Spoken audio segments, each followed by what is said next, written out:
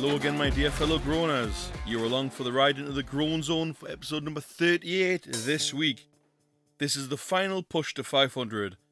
As I record the podcast, the download stats stand at 491, and I owe a big thanks to everyone out there. This could be the episode that breaks the 500 download mark, and you all know what happens after that. Once we reach 500, I'll be designing and then making merchandise, so you too can display how proud you are to both listen to and show your love for the Groan Zone. But anyway, if you want it to happen, keep listening to the podcast. On what though? There's so much to listen on now. Podbean, Apple Podcast, Google, Stitcher. There's so much out there that I've got this podcast on. It's absolutely amazing. You can, of course, listen live by joining the Groan Zone channel on Discord, where the podcast comes through unedited, and most bloopers are still left in because I can't edit myself when I record live. Anyway, I think I've revved the engine long enough, so let's take the brakes off and get the show on the road. We'll begin with my groans, and we'll go from there. Groan number 1. It's those stupid videos that get sent about which start off normal, but then go loud with a moan. You've probably had them sent to yourselves. It starts off with something like innocent, like say a bird getting fed, and then you just hear a very, very loud guttural moan. This means people look at you, if you've been sent one on your phone, and they hear it, therefore causing you embarrassment. Because then they're wondering, what the hell are you watching on your phone, or listening to? I've fallen for this loads of times. Groan number 2, forgetfulness. Happened to me the other day. I put something in the air fryer, not even thinking. I then left the room. I came back expecting it to be halfway cooked. No, I hadn't even turned the damn thing on. Didn't even know why I put the food in it immediately, because normally it takes a bit of a while to warm up and then it goes from there. Tiredness and forgetfulness do not mix, it seems. Groan number 3. When you get a cramp, but no matter what you do, you cannot shake it off. And I don't mean the kind of Taylor Swift shake it off. This is the worst, especially in your toes when they lock up. Need I say any more about this? Seems my body's aging quicker than I can handle. But anyway, that's a number of? That's a trio of groans set free yet again for another week. But enough of mine. One of you will get your turn later on in the show. Let's go from groany to creepy with, well, that's creepy. And this time, for me, it's the idea of catfishing. Catfishing someone is completely out there for me. First off, you're posing as a member of the opposite sex to your victim, shall we say. In most cases, you then send them fake pictures, which could be of anybody, could be a relative you have, could be even a friend. At any one point, when arranging a meetup, do you not think this could go very badly, meaning you, as the instigator of the catfishing, could get beaten up or worse for lying to them in the first place? Catfishing in general? Well, that's creepy. But anyway, creepiness out the way, let's jump into our first game, which of course is yes or BS. You should all know the rules by now. Do not get a fake answer, or you get completely blanked for the entire game. All your points are gone. Which if you do it in the first round, you're fine. But second and third round? Oh, no, you don't want to do that. But anyway, let's play on. Round number 1. The Never Can Cow round. Option A. The can opener and can were invented together in the same year. Option B. The Brontosaurus never existed. And option C. Cows can suffer serious stress when separated from their best friends. Those who are playing along live, you've got a few moments to answer. Those playing along after the fact, simply pause, answer at your leisure, and then unpause me. Unpause me? I mean unpause the show. Any answers coming in from the group there? Anything at all, people? Someone's throwing up a C there. And there's another one for A. Seems B's getting ignored in this round. Okay, moving on, we'll go to round number 2. The Human Australia Bomb Round. Option A. The dingo fence in Australia is longer than the distance between New York City to London. Option B. In World War II, America, aka the United States, developed a bomb that once it exploded, poisonous snakes would come out. And option C. A giraffe and a human both have the same amount of bones in their necks. Seems people are thinking on this one. We have stumped people this week, it seems. Sorry guys, I can't always make it easy, and I can't always fluff up either. Hopefully I don't now that I've mentioned it. Someone's gone straight in there with the snake bomb. Okay. Oh, a few more have joined them. Alright. Okie doke. Round number 3. I forgot to name this one, so I'm going to name it on the fly. I'm going to call it the NASA Jail Nintendo Round. Okay. Option A. There is such a thing as a jail for polar bears. Option B. By mistake, NASA erased the original tape of the first steps on the moon. And option C. The Nintendo company have existed since 1976. Same as before. Those along live. Answer when you're ready. Those along after the fact. Pause. When you're ready. Answer. Unpause. Someone's gone straight in with... Oh. C wasn't NASA. Are you sure you want to go for C? B was NASA. C was Nintendo. So the person who's typed that answer, which one are you going for? C or B? Because you've by accident you've typed both answers. Oh, you've gone for B. Okay. And someone followed your lead there and they've gone for C. Are you sure you want C as well, person who followed their lead? Okay, they're sticking with C. Oh, and we've had one coming for A as well. A split across the board there. Fair enough. Okie doke. Did you get any points there? You'll find out after Hero of the Week. But now, we must move on to the audience groan. So I just realised I didn't give many people much time to answer there. Again, apologies to those out playing along live there. Kind of jumped really quick. Those playing along live, well, you've got infinite time. You could pause this for an hour and come back to it and I'd still be here waiting for your answer. But anyway, on to the audience groan. As stated earlier, one of you out there get your groan read out on the show. This week's audience groan comes from Abiie T from Sherburn in Elmet, which is in Yorkshire, and she sent hers in via the show email address. That'll come later.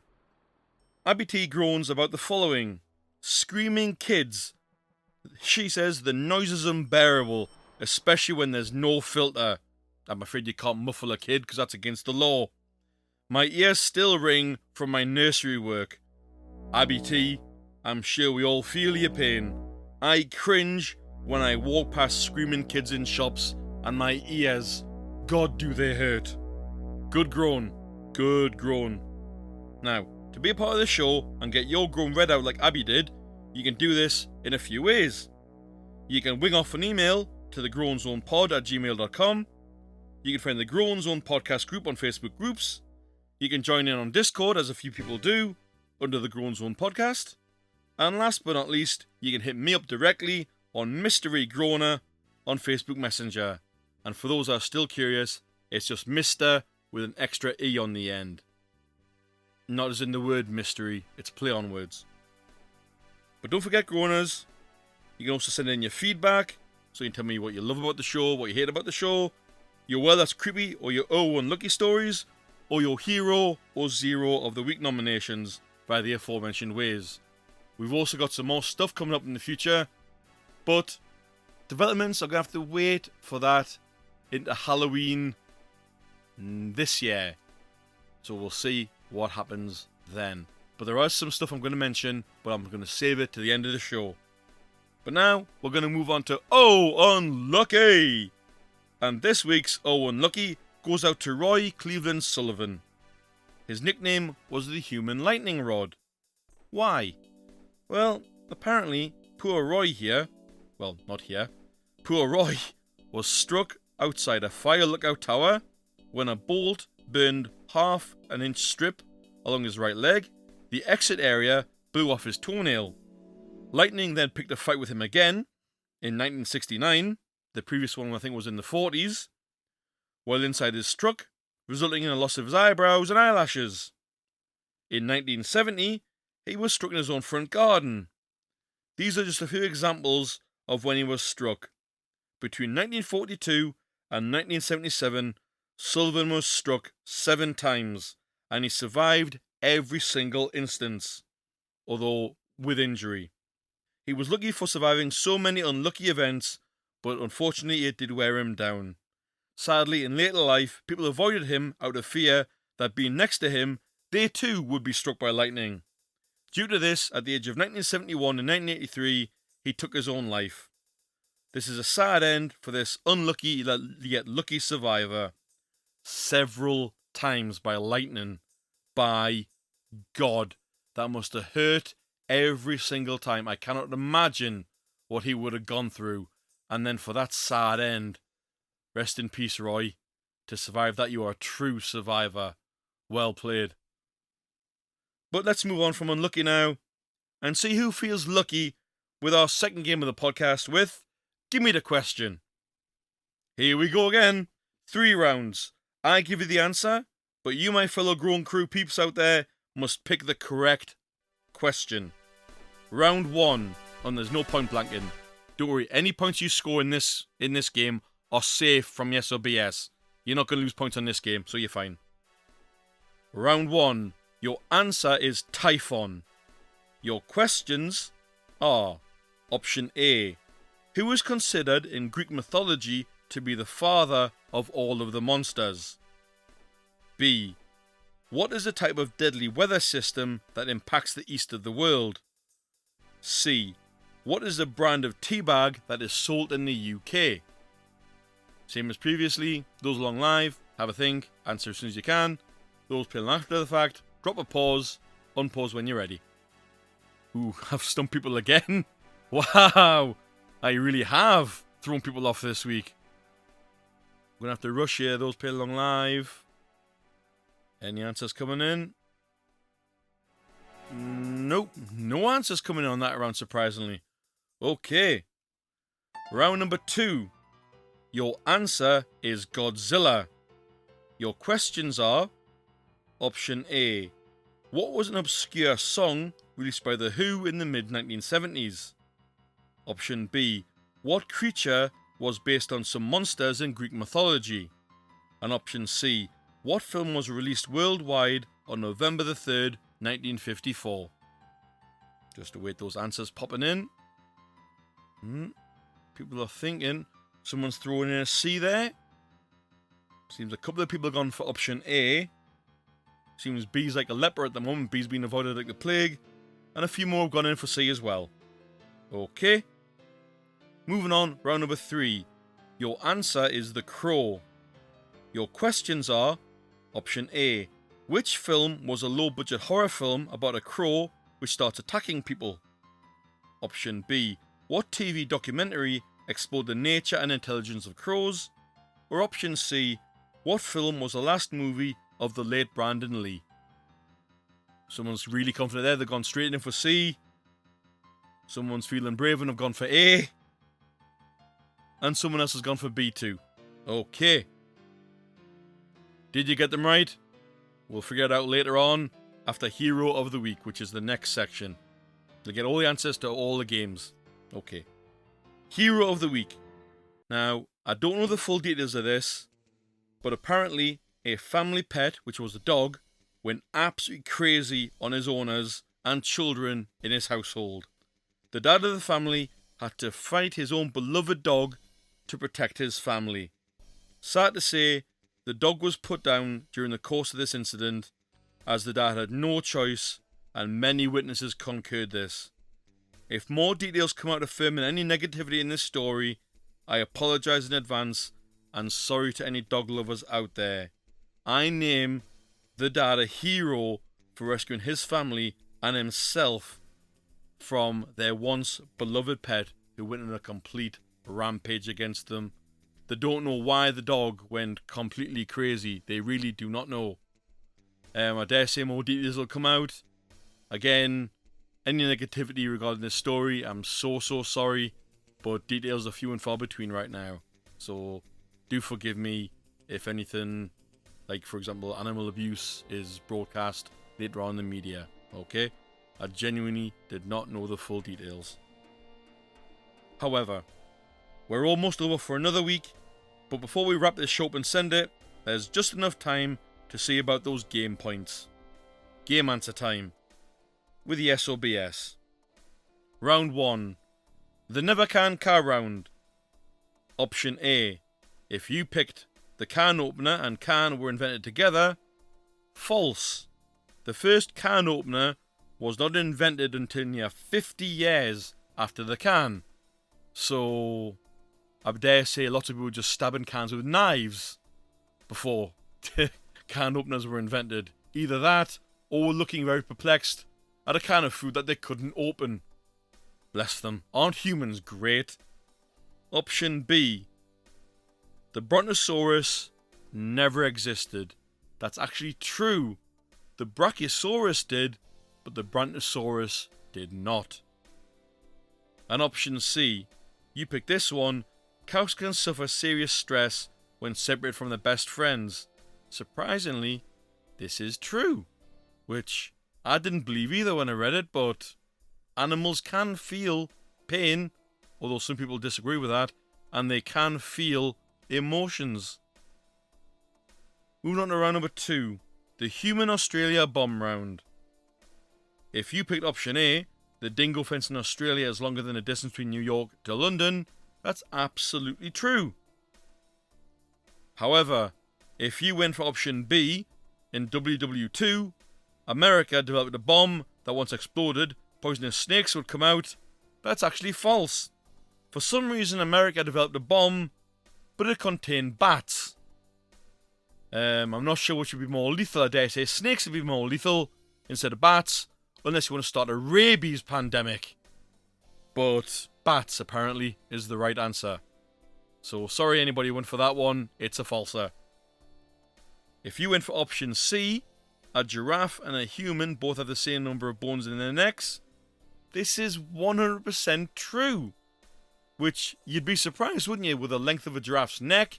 But then again, you must think, how thick are a giraffe's bones compared to ours, and how many they have in their neck compared to ours is the same. Strange. Who knew? Who knew? And last round, which I can't remember what the hell I called it, so I'm going to give it another name. The Jail NASA Company Round. I can't remember what I called it on the fly. I can't remember.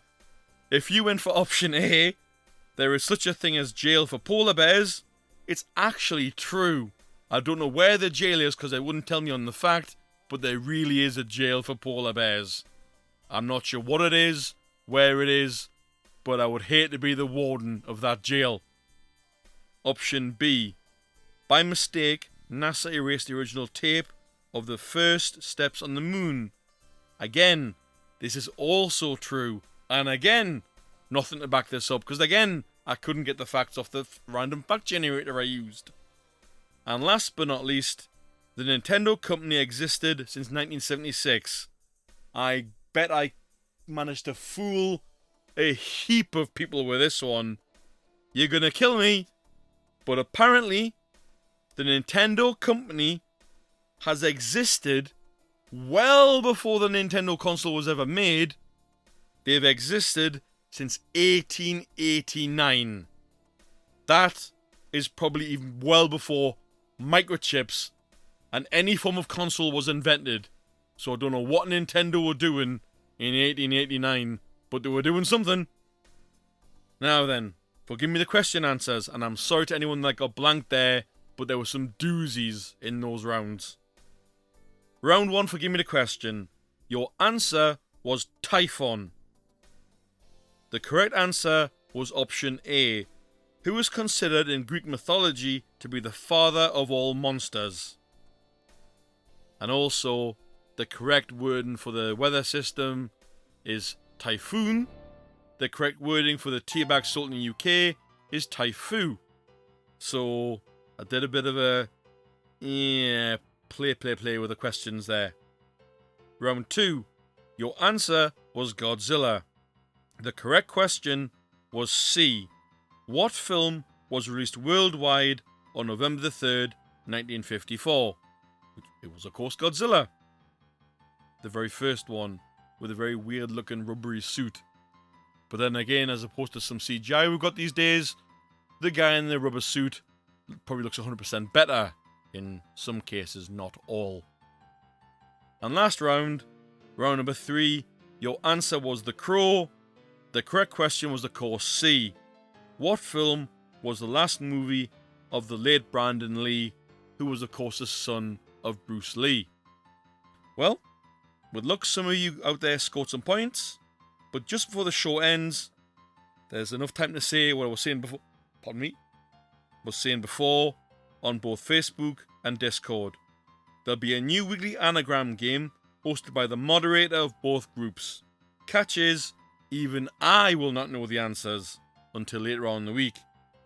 The answer, however, will come out on the following episode. So this week's anagram will come out, and then next week you'll get the answer and the new anagram. On that note, take care everyone, keep on growing out there, stay safe, and I'll see you later. Bye bye.